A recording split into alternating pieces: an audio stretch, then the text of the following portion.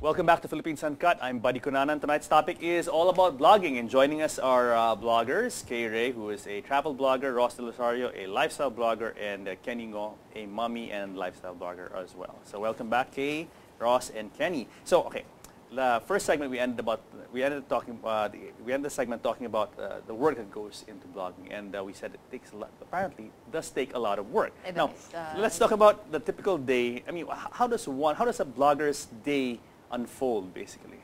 For me, we don't have a typical day.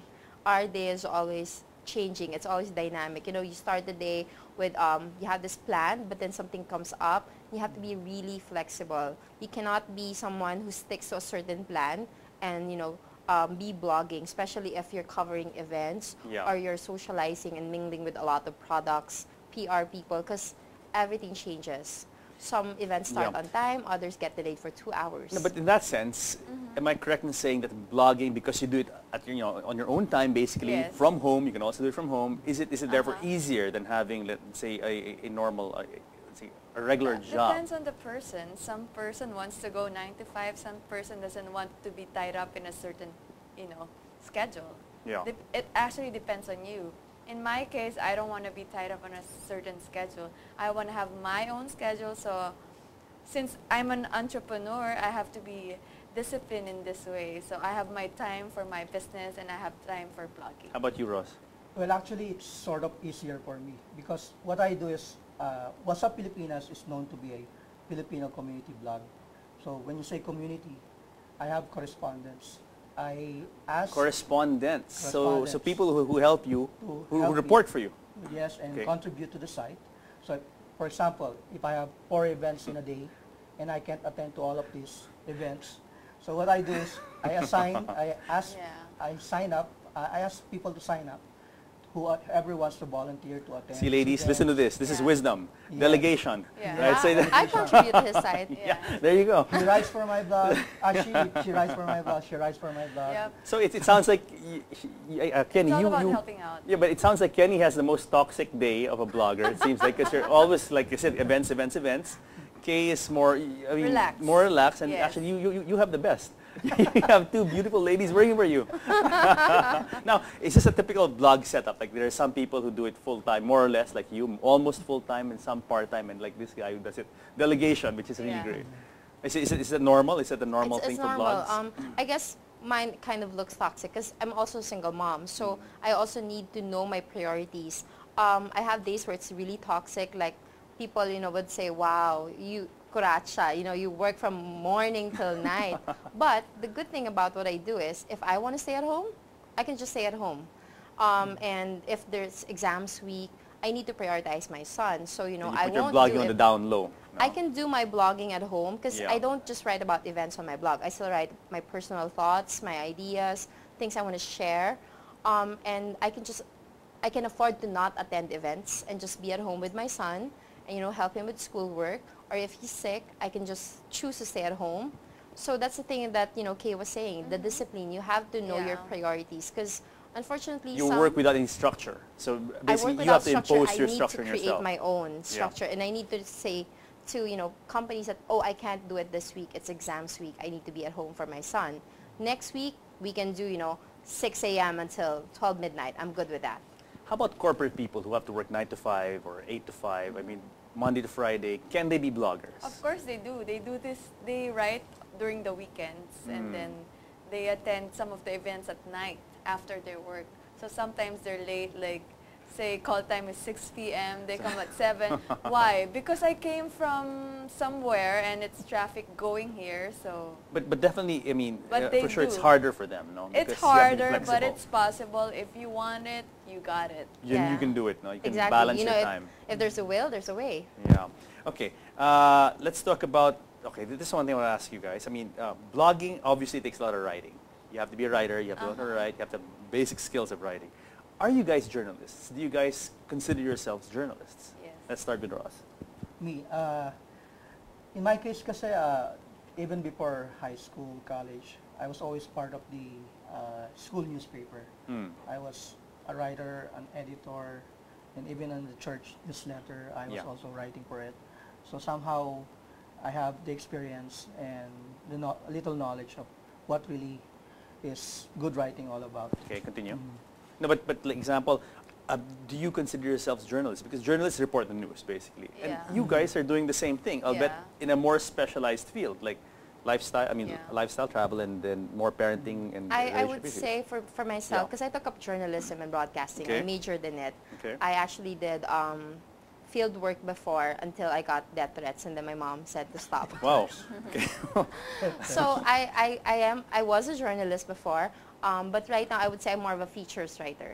Okay. I wouldn't say journalist because I don't report news. I don't post that on my blog unless it's something I feel, strongly about. Mhm. But I try to veer away from it because in my end, it's respect for the real journalists that, go out on the field, do the reports and the work. But for Yeah, me, but I mean, from what I understand, you guys do the same thing. Going out in the field, you attend Yeah. events, you cover activities, for and me, you write about it. I would say I'm more of features writing. Yeah. No. So That's- are you saying you are a journalist?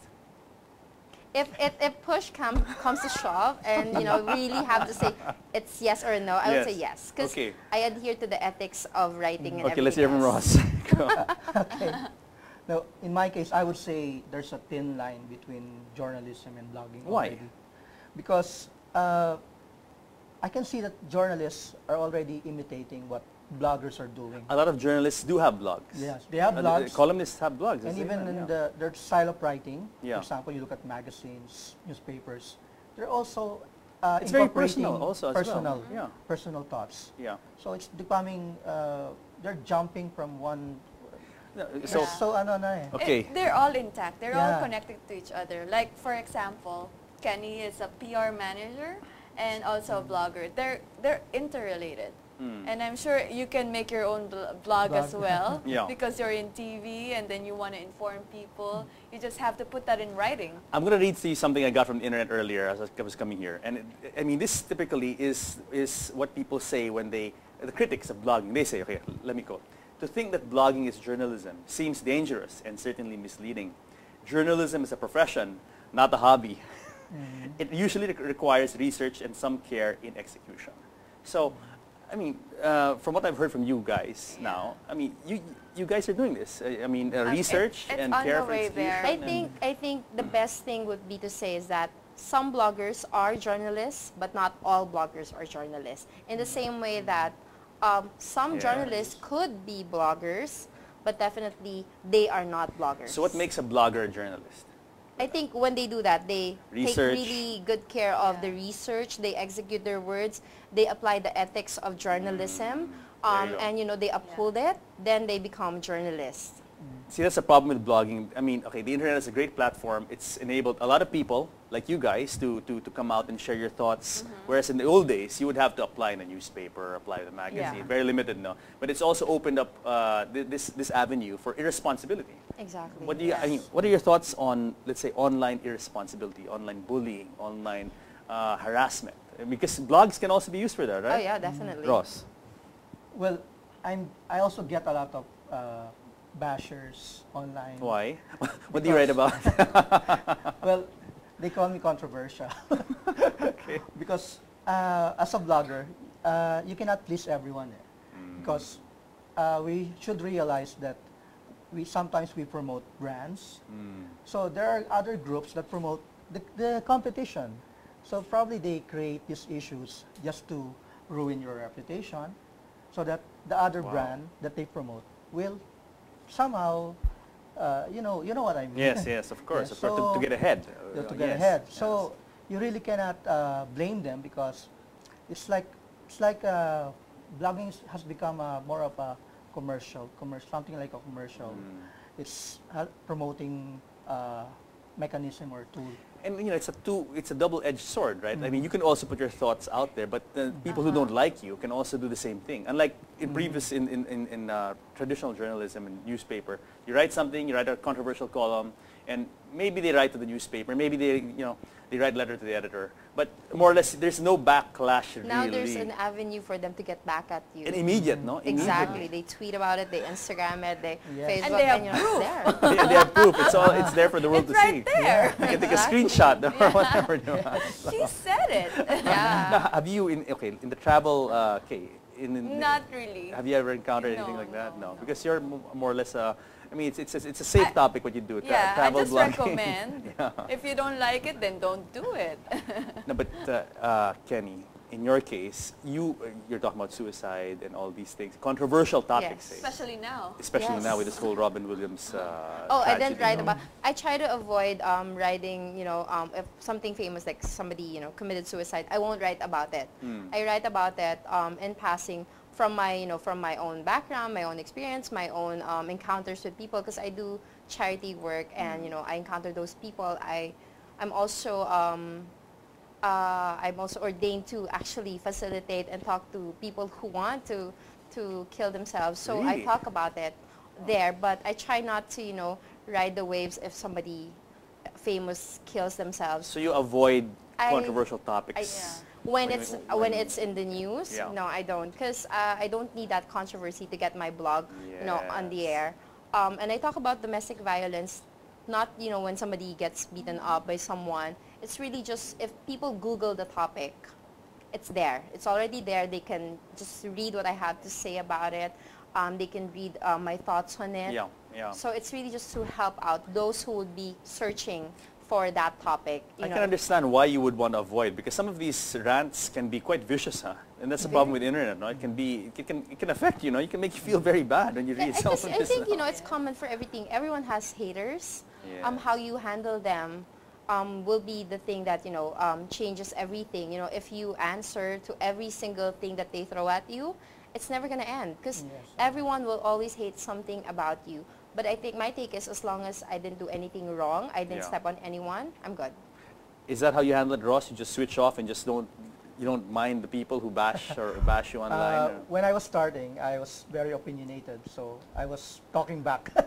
still answer that? Yeah, I was answering back. So I realized. It's a lot of work as well. Yeah, I realized it was making it bigger. Yeah. The issue is Yeah. becoming a lot worse. Yeah. So what I did right now I've learned. So right now I'm ignoring Just be quiet for a most of the while. bash, most of the rants. And if you ignore them, they will go away. Because Yeah, and bullies, it they works. thrive on attention. Yeah. And Anyways, give them the attention. truth comes out at the end. Yeah. Yes. I mean, if you're doing great, then the truth comes out at the end. Well, let's talk about positive naman. In your case, recommendations for people love to go on holidays and they Yes. like recos of good Yeah. places to go. People, nothing bums a traveler out as much as when Yeah. they go to a place and they end up with a bum deal. No. Yeah. So Then I have to be careful with that. If it's not good, do not recommend, or else like, what? I read in this blog, this is awesome, and then it turns out it's like nothing. Are there some readers or viewers of your blog, followers of your blog, who've actually come up and said, "Hey, we followed your advice, we went this place, and we loved it"? Do you get the Yes, positive yes. feedback like that? Yeah. There's on my blog, there's a review. Yeah. And then they tell like, well, I tried this, just do this. Or I also do it on certain platforms like TripAdvisor. Then you recommend this hotel. And then I get reviews from my reviews. Yeah, That yeah. they say like, thank you so much for recommending this hotel. It was splendid for us. Okay, how do you guys build credibility online? Like example, for someone, let's say, mommy blog, lifestyle, travel.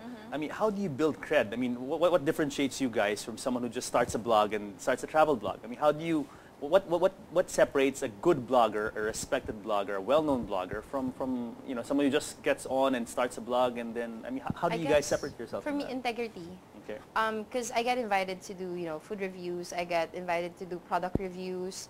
I've been approached that, we'll pay you this kind of money, just say this, and, I've refused. I need the money, but, my take is I have readers who've been reading the blog for almost 9 years, and I don't want to, do that to them, to say, hey, try this out. So I refuse to post anything on my blog that I haven't tried yet.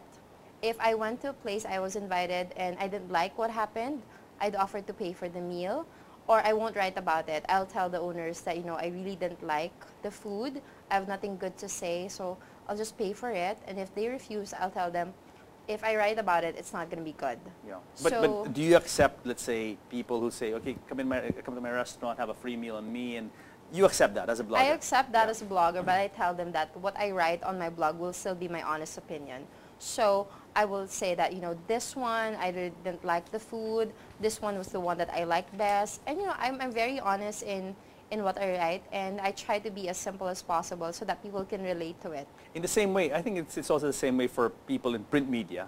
I mean, let's say columnists. I mean, for you to be respected, you have to have that credibility. You can't be bought. You can't be paid Yeah. off. Now, I mean, the two of you, how do you, let's start muna with Kay.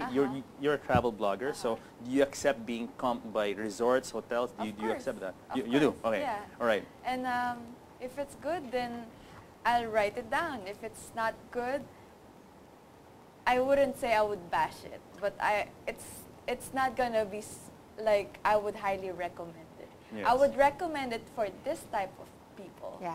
Because if I say like this is good, and then a certain group of people come there and then they didn't enjoy it, then it all comes back to me. How do you deal with that? Let's say if people are really nice to you in a resort and they Yeah, comp you, I they wine and dine you, and you're I not, know. it's not right. It's not 100%. I mean, know. isn't it hard to not write something glowing about these people? I would recommend. Right? I would recommend to the owners themselves that this is what I find Yeah. not really good for your hotel or your resort, but you could actually make it better by doing this and that. And Yeah, then- because a lot of there's also been a backlash against bloggers, eh?